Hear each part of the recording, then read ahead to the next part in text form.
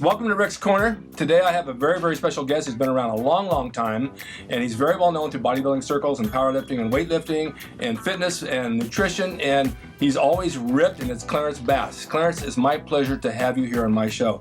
I've been waiting for months, but here you are. Thank you very much.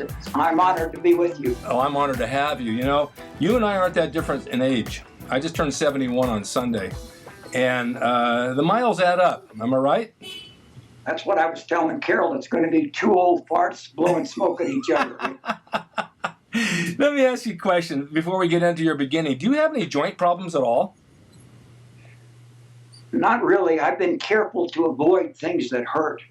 And I do have a hip replacement, but I think that was mainly caused by a hereditary curvature in my back. Okay. Put a little extra stress. I think that I would have had to have the hip replaced earlier if I hadn't been training. That's true. You know, I talk to these young guys nowadays, and a lot of the younger generation really wants to know about the days that we were training back in the 70s and the 60s, and because that was the groundwork for bodybuilding back then, and there was powerlifting and Olympic lifting, and of course we all were guilty of going heavy and putting demand on the joints, and then as you age, they don't have to even get that old. I've talked to guys in their 30s, their joints are killing them. Heavy workouts pull damage on your joints. There's no question about it. Well, you do have to make adjustments. Yeah. You see that things that aren't working, you can almost always find a way to train around it. Absolutely. Like I have a problem with stenosis in my lower back, so I avoid things that cause pressure on my back. But I found that there's still plenty of ways to work my lower back, my hips, and my hamstrings. So Yeah.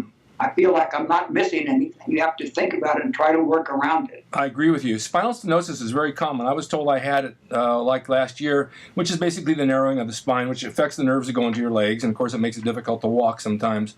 There's good days and bad days. We all get them. When you started training, you began at what age? About 13. That was your, what prompted you to want to do this? What went through your head and say, you know what, I'm going to start working out? My dad was a track athlete when he was young. He grew up in a little town up in northeastern New Mexico called Cimarron. Yeah. And he was the whole team, all by himself, the track meet. He was a high jumper, a broad jumper, a pole vaulter, a discus thrower. And he actually placed second in the state track meet all by himself. Wow. And when he was 14 years old, he won the state high school track meet in the high jump. And I was an admirer of his medals. Even by the time I was a little kid. I'm sure. He brought a barbell home when I was about in the 5th grade. Yes. That got me started. Actually, he didn't use it very much, but I started using it and I never stopped. Did you know anything did you just know the basics at the time, what to do with the barbell? I mean, I know I started on a barbecue bench with a barbell because that's all I had, and a barbecue bench would kill my back to lay on, but we all had our own little thing. Did you have any sort of routine that you followed, or do you just play it by ear?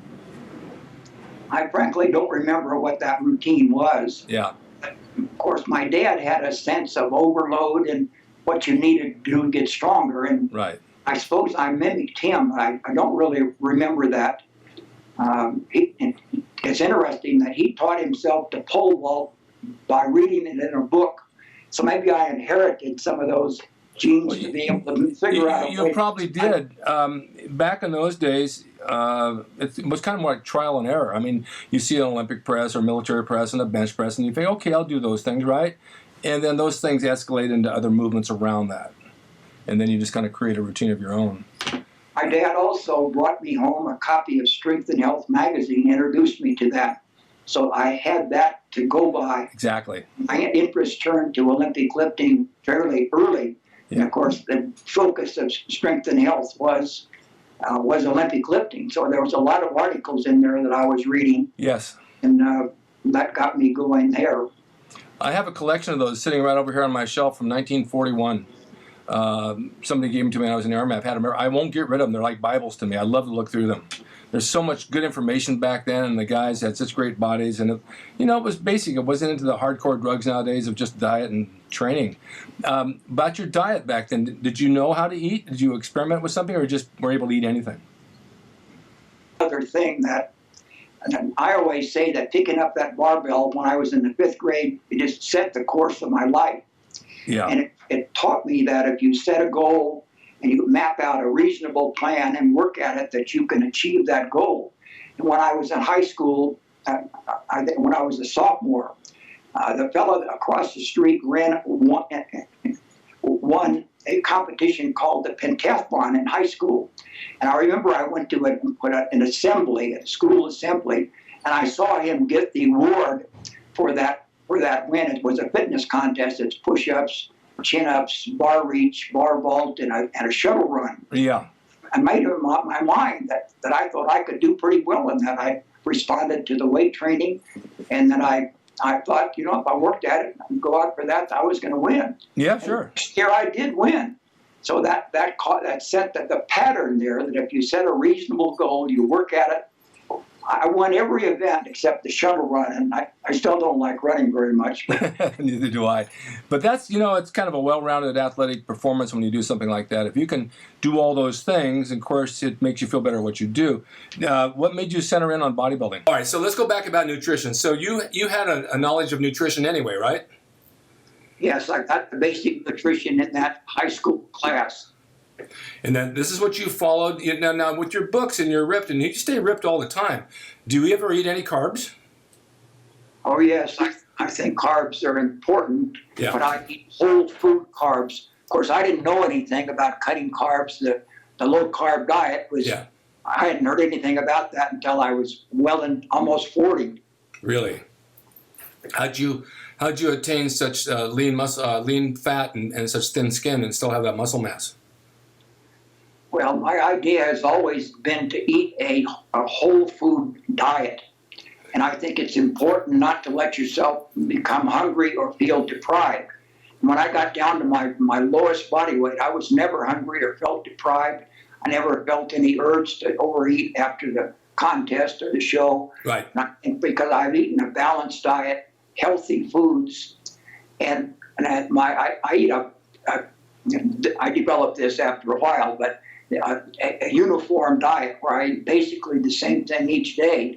So instead of counting calories, I'm just weighing myself weekly. Mm-hmm. And need to adjust. I make very small changes. So it is small changes, no drastic dieting.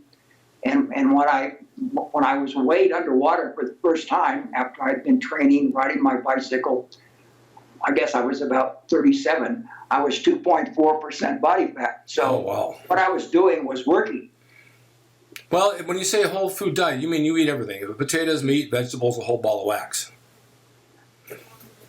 Well, I do focus on whole grains, fruits, and vegetables. Okay. My proteins comes mainly from milk and eggs and fish. Okay. Of course, this has been developed over a long period of time. Yeah. I think I wasn't thinking about that, particularly the role of the fish at that time. Right. But I was eating a balanced diet. I wasn't emphasizing protein or de-emphasizing carbohydrate. I tried to balance. Okay. I wrote in my first book about ripped, trying the low-carb diet and how terrible I felt. I couldn't think. I couldn't train. Sure. There's a section in there called Dr. Jekyll and Mr. Hyde. Yeah. When I added the carbohydrates back into my diet, it was a nectarine went off, and when I came back, everything was okay again. So I never went back to the low-carb diet after that. Well, let me ask you a question, because today's bodybuilder, they deprive themselves of carbs for I don't know how many weeks out before a show, and they do get ripped. Now, if they ever eat the whole food diet like you were, they most likely, a lot of them, wouldn't get as ripped as you were. Am I right? I don't think so. I think my approach is a lifetime approach. It's not just one contest. Yes. And I think why I've been so successful keeping my body fat down is because I have eaten this balanced diet, healthy diet, no extremes anywhere. The mistake I made early was I cut fats too much. And when I added fats, that rounded my diet out, made my cholesterol and triglycerides a lot better. Yeah, I think that fats are a necessity. Well, you look around today, and everybody trains for a contest, or they do what they do, but the lifestyle, bodybuilding was a lifestyle back in the 50s and 60s. It wasn't about a contest. You were in shape all year round, you ate good all year round, but today it's not like that. Everybody wants to be huge. And what's your views on bodybuilding today, these 300-pound guys competing? I don't find that attractive, do you? No, I think that's a turnoff. Of course, I could never achieve that much muscle anyway, but they're doing a lot of things that are harmful, I think, to get that way. Well, I just think people are not turned on, they're turned off by it. right. Well, let me put it this way. You and I both could achieve that if we did the right chemicals. We just choose not to. I'd rather be healthy at my age and not have to worry about going to the doctor to have something terribly wrong with me from doing all that. But I don't think they think about it. I don't think they think of the repercussions, what could happen down the road, because they're obese. I mean, they're 300-pound men walking around like elephants. And even Arnold had said, this isn't attractive anymore. And it's really not. The slim waist, cut body is certainly more attractive. So I think your approach at it is what most people want to see and hear. I know that with my show, people call me all the time, we like the golden era, the 70s bodybuilder. It's so much more pleasing than today's. But you're always going to get those select few of guys that are extreme and they want to go overboard. You're not going to stop it, But I think your approach is perfect. And you've proven it over the years. I mean, this proof is with you. It's there. I had a photo shoot by Chris Lund. He had almost all of the training shots in muscle and fitness for a while. Yeah. And I went out and we photographed all day long, and we went to eat in the evening. Yeah. And I didn't splurge. I did have maybe I had 2 desserts, I don't know. But I didn't feel any urge. And he said, I've never seen anything like this before. Everybody's stuffing themselves after we take we have to do the shoot. Yeah. But I didn't feel any urge. And I think that's been one of the reasons why I've been successful over a long period of time is what I eat. I enjoy what I eat. I enjoy the training. I think that's the key to a long-term approach. Yes. Do you eat desserts now? Not regularly. I eat a dessert when I go out. Yeah. If you go out and a nice dessert, there's nothing wrong with that. But as a general rule, I don't eat desserts, no. I found it better if I split my dessert with my girlfriend rather than I eat the whole thing, and then I have a couple of little tastes, and I'm good to go. I don't need all that stuff to go down my stomach. Where years ago, we had our junk day. I would eat all day Sunday and think, no, I can't do this anymore. It made me sick. It's just not healthy. How many days a week do you train now? I only have 2 main workouts a week. One hard weights, one hard aerobics, and I stay active between times. I walk regularly. I'm active, but these are hard workouts. Yeah. And I was working out 3 times a week, which was those 2 workouts, and one more, which was a combination workout. But I dropped the combination workout because I felt like I wasn't recovering quite enough. So I work out on Tuesdays, my weight workout. Saturday is my aerobic workout. And the aerobic workout is not a lot of running and stuff. It's high intensity intervals. It's very short, very hard. So it takes a while to recover from that. If you train hard, you've got to rest longer in order to recover. Well, that was a question I had because I have a lot of people, and I'm sure you do too, in their 40s, 50s, and 60s, mostly 50s and 60s, even 70s, who say, geez, I'm back in the gym. I've been training for years, but I'm tired all the time. I can't make any progress. Maybe I'm training too hard. Because when you train for years, you have a tendency to overtrain. And I know I always did. My kids say, you work out way too hard. You don't need to go 6 days a week. I probably don't, but I have the time in the morning to go and do something. If I don't do the weights, I'll do the bike or something else. But there comes a time in your life when you reach a certain age, you do need to cut back. Am I right or wrong? No, I think that's absolutely right. I've been big into indoor rowing. Yeah. Concept 2 rower and also the skier, and I was doing that every weekend. Yeah. And this is a relatively recent change. I felt like that I just wasn't recovering. So now I'm doing that every 2 weeks. So I do eat the rower and the skier every 2 weeks. And just recently, I came back and I tried something and I was better. I feel sure that was a good change. You talk to most rowers, they think, that's completely nuts. They got to row every day.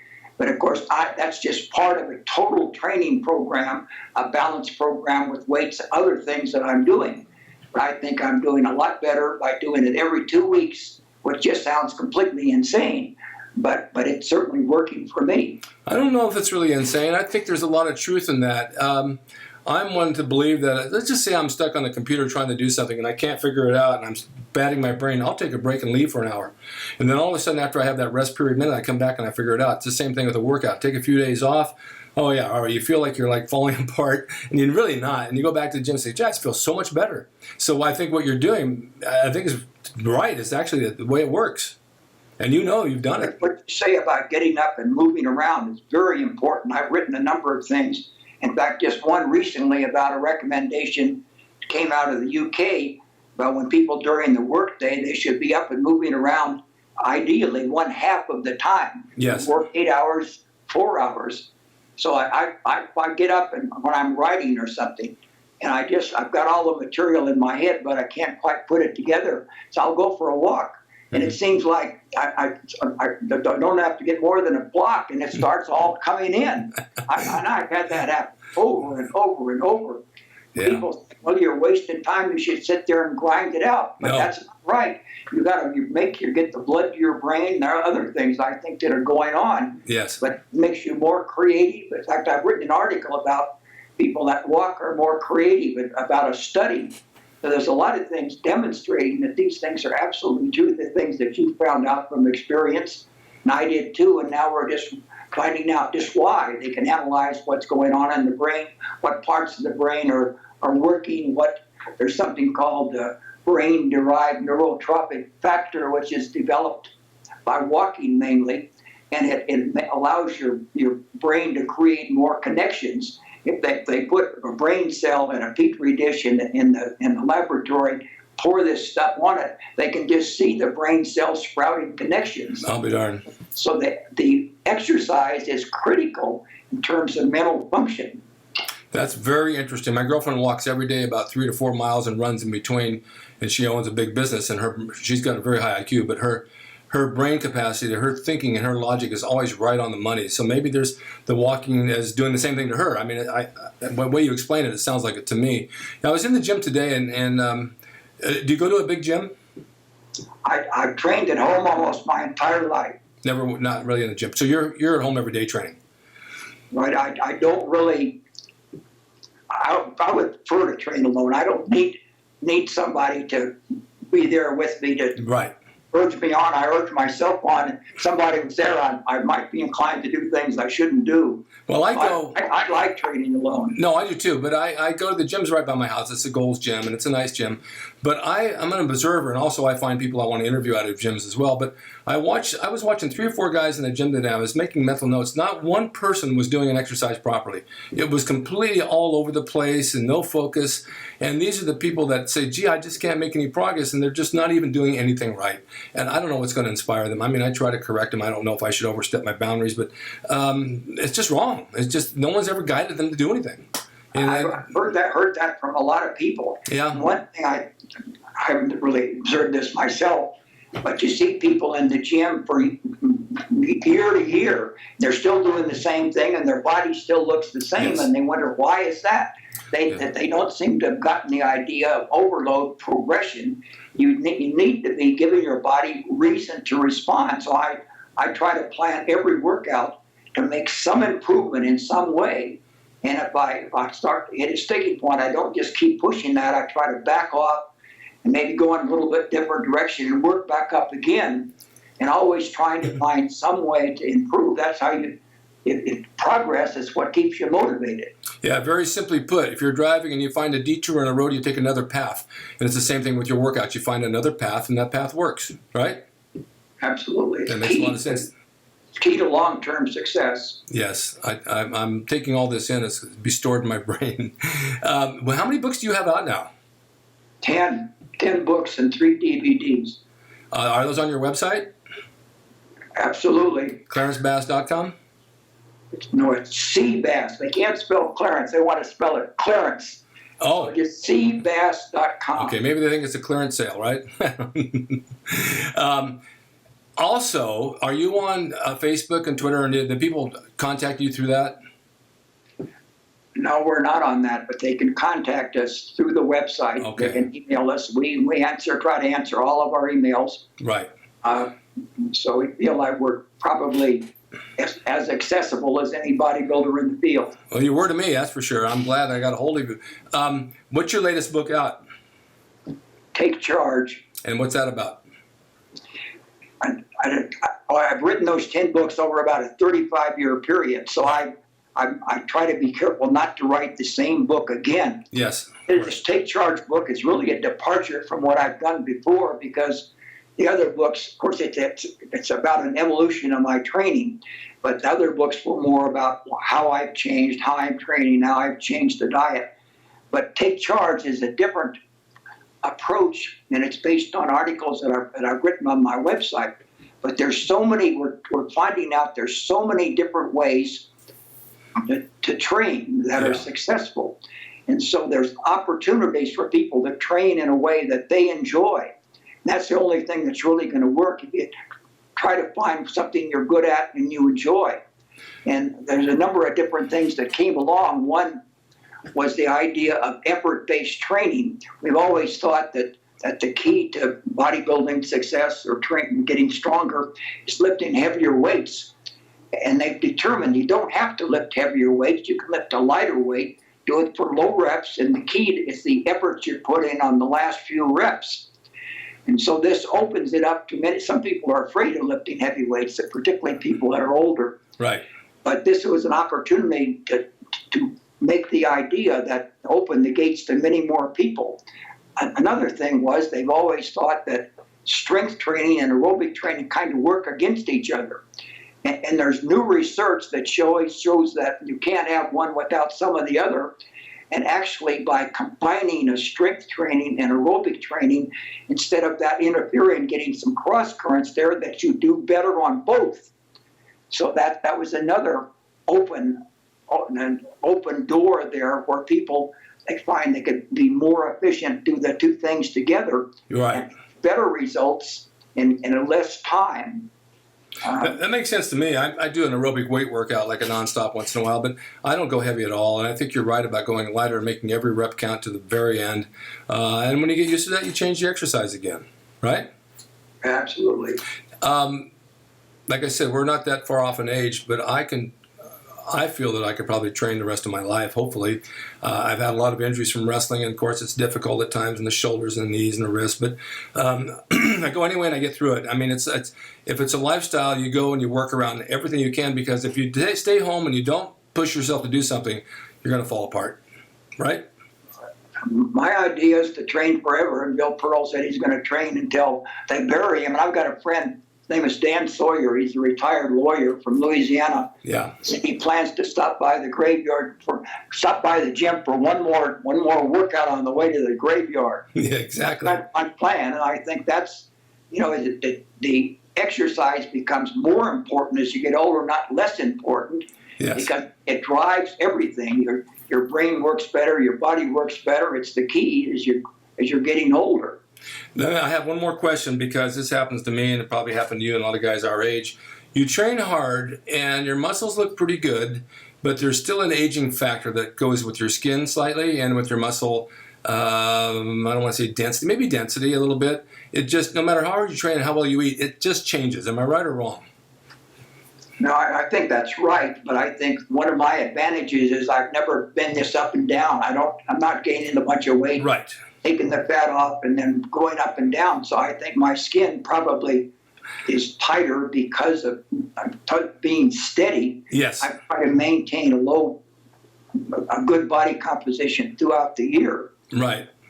Well, I agree with that. I think the more you train, the more you have trained, the more consistently you've trained, the more your body is going to respond, and less you're going to succumb to the ravages of age, shall we say. Yes, of course. I remember when I came here, I trained at Bill Pearl's gym in 1969. I competed at 213 pounds. And I weighed myself the other day, and I was 216. I mean, that's 40 years difference. And I've only varied from 3 pounds or so. I mean, I've been heavier for wrestling, but staying down.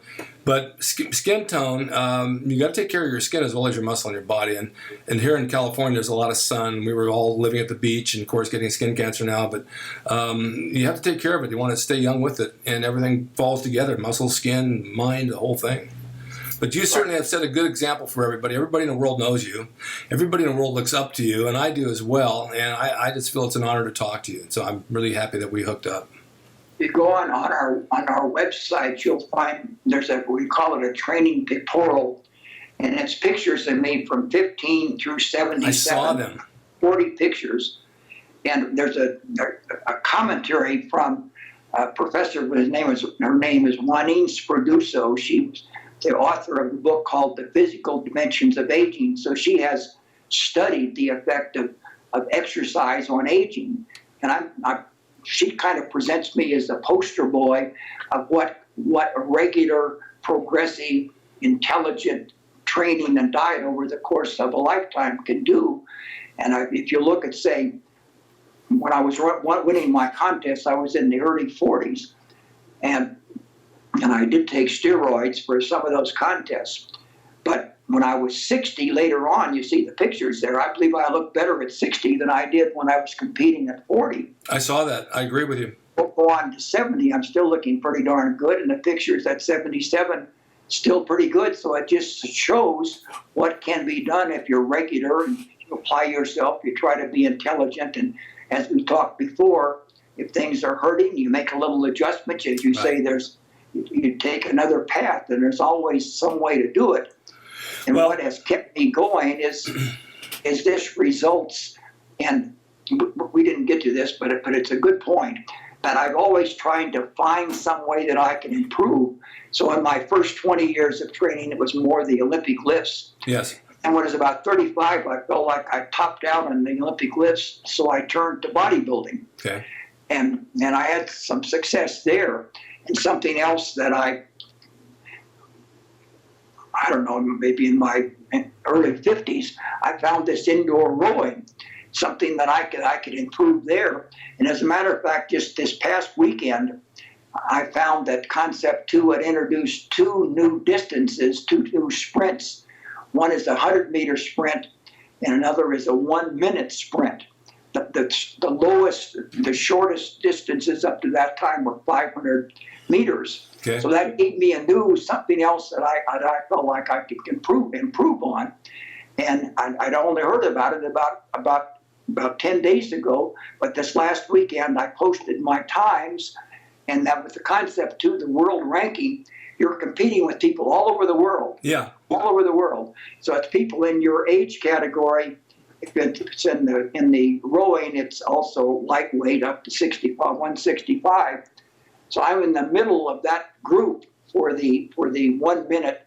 I'm a little lower on the 100-meter dash, which takes about 20 seconds. But something else to be enthusiastic about, something that you can improve on. I've looked at things like that over the whole course of my life, and I think that's one real secrets, if you can call it that, but something to be enthusiastic about. I can see that. You mentioned steroids, and steroids have a bad name in the news and in public. And overall, I mean, over the years, I've never known anybody had any serious effects from steroids at all. However, when you reach a certain age, your body quits producing testosterone. We know this around 40 or 45, I believe. And so my doctor has me on 200 milligrams a week of testosterone because my body isn't producing what it did when I was younger. And I definitely think it makes a difference in my training and my muscle and how I feel in general. You're not on anything? No, I've written quite a bit about this too on our website, and I've had my testosterone measured regularly when I go to the Cooper Clinic in Dallas. Yeah. And my testosterone has not been going down. Good. And I'm not taking anything, and you hear a lot about the low T, all of the advertisements. Oh, sure. And I think if your testosterone really is down, and they really don't seem to be in any agreement about what is ideal. So, but if it's really down and you're having symptoms, then I think it's appropriate to take it. But exactly. I just haven't felt the need to take it so far. Well, that's very good. Well, that's the way you take care of yourself. It stays high and you're healthy, and that's all you can ask for. You look great. Well, I want to thank you for giving me your time. I'm going to put this together today and upload it and send you a copy of it. And I'm sure the fans will love hearing from you and all the advice you have to give, because it's good advice for any age. We can all use it. Well, thank you very much. I've heard your name for a long time, but until we set this up and I kind of did a little investigation, look at your press kit, and we've been involved in an amazing number of things, except for Arnold. I think all of the guys that came out of Golds there, that you've made more out of it than just about anybody. So this is how you and I are alike. We're self-promoters. We know that we have something of value to give. And at this point in my life, I love doing my show. I like the people that I work with, people like you and the viewers, and we're giving information that will last a lifetime on the internet that the younger generation can use. We're helping younger people. And so I do whatever I can to put it out there and promote myself just like you do, and the world knows, and it just takes off. So when you love something and you have the passion, it just works. This is how it goes. Absolutely. Thank you very much for having me. I really enjoyed it. I enjoy it too, Clarence, and maybe we'll do a part 2. But I'm going to post pictures along the way of this so people can see your progress and your website. And I'll post the website where they can reach you and talk to you. And let me know how it works out for you. We write new articles. We post new articles on the website every month. Okay. There's over 400 articles in 10 different categories. So we're constantly, I'll be talking about for the next update about, this what we just did here. Right. There's some things going on and there's new things every month. So we encourage people to come to the website the first of the month, see the new things, and follow along with what we're doing. I'll encourage them as well. Thank you so much for being here, and thank you, fans, for watching Rick's Corner. Clarence Bass, amazing guest, amazing man, and I have the utmost respect for him. Thanks again.